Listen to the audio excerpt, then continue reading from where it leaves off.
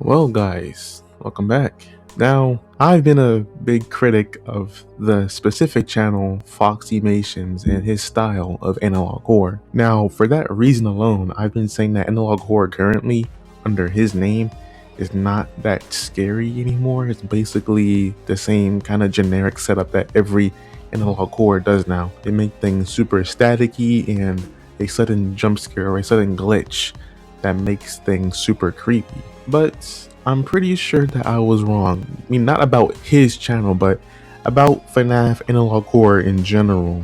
Because recently, I've been looking at some Fnaf analog horrors and I realized that, they might be making a comeback in the big 2026.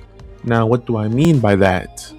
The channel Foxy Faction 72. Now, he has been making Fnaf analog horror videos for a minute now, but I've only recently started watching them, and I realized that this man captures Fnaf like I have never seen it before. I love what Baddington does with his Fnaf analog horror series, but Foxy Faction 72, he creates something that's on the next tier of just creepy.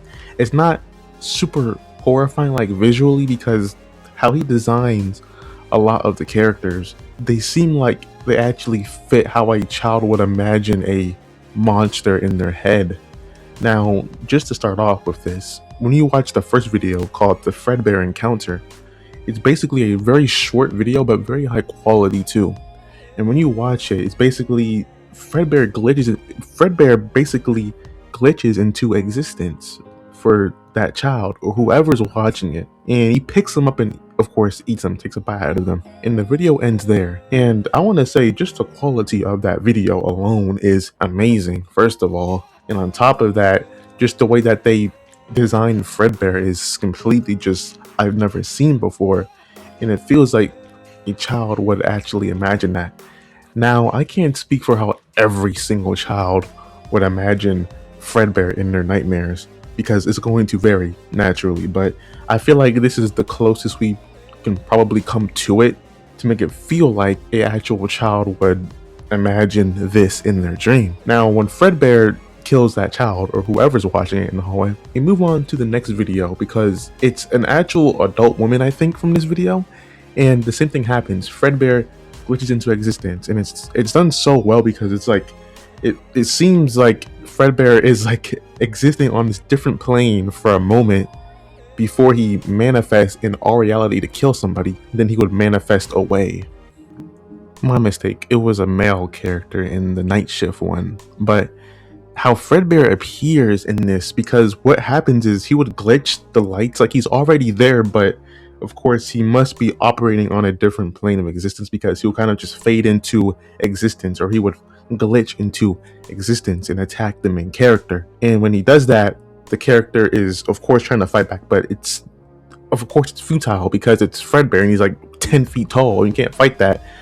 And the thing is, it's horrifying because you can see him walking up to the character, and Fredbear has to physically push it out of the way to make himself fit through and get to the night guard, like in the night shift worker. And he picks him up, he's about to kill him, and then the phone rings, and that distracts Fredbear. And of course, the character takes his time to call the police, because what else can you do? You're not gonna fight it. So he calls the police, and of course, he's able to ring their number, but he's not able to say nothing because Fredbear picks him up and takes a good chunk out of him, and he dies. In the next video, it's basically almost similar, but it's more like a dream nightmare reality sequence, because it's basically, imagine one character falling through a basement and they're floating, and Fredbear is standing above them and he's looking down at them and he's basically smiling. And then when the police knock on the door, the sheriff's office, Fredbear looks up and he looks back down to the falling child, to the basement, and he yells at them, and then the basement floors seal up like it's a dream, but it's also reality for some reason at the same time. Almost like this is what Fredbear goes through. He's also in reality, but at the same time, he's also in the dream world. And when the police enter the home, they don't see Fredbear, they see Nightmare Bonnie, at least his silhouette, because he's standing in the hallway. But the light illuminates part of his body, so you're able to know something is standing there in the hallway clearly. And Bonnie isn't really responding verbally to the officer. He's basically putting up his hands, and then it seems like he's almost in a trance. It seems Bonnie is almost in a trance. So when the officer says, "Hey," to Bonnie kind of just flinches. And I've seen the comments on that.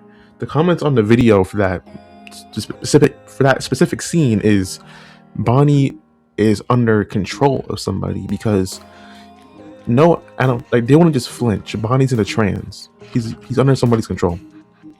And then when the officer said "Hey" and yelled at him, Bonnie snapped out of that trance for a second. Then he ran away through the ceiling. And of course, the officer, never seen shit like that in his life, would be like, what the fuck just happened? And I actually did skip over a previous video from Bonnie because there was a whole entire video dedicated to Bonnie. So this is basically the normal Fnaf 4 bedroom apartment location. The bedroom location in the Fnaf 4. So of course it's the child in his bedroom, laying on his bed, flashing his light around his bedroom, and he hears thumping, and he aims at, I think, the left door, and then nothing's there. And he aims it straight forward again, and it's Bonnie. And Bonnie looks terrifying as ever, but he looks more like a stretchy doll. Because I'm not sure if you guys ever had this before, but when I went to I don't know, amusement parks, and I would walk in there and I would pick out a prize to buy, or at least for my older sibling for me to get, mom, dad, grandma, somebody to get me the prize. It's a lanky toy. It's like a duck or a monkey or a bear, and they have super long fluffy limbs. It's almost like that's what Bonnie is meant to be. Like, he's meant to capture a child's like good feeling, but also corrupt at the same time. And that's when he gets onto the bed and picks up the child and crushes their skull. Then for some reason, when he falls with them. So when the child falls back to the ground, of course, dead from their head getting crushed, Bonnie's laying there with them. But what I've noticed on my second watch of this, and after reading comments, Bonnie actually says sorry. So this confirms that Bonnie is under control of Fredbear or something else. Because why would Bonnie want to apologize after snapping your head or crushing your skull? So it's not really that hearable on, like, without captions. Like, you can hear him mumble something, but you don't know what it is really. So that's when you turn on caption, and then I realized he's actually said sorry to that child when he crushed their skull. So I feel like that really points out that Bonnie himself, sure, he looks scary, but he's not in control of his own actions here. And I feel like that's what makes this analog horror.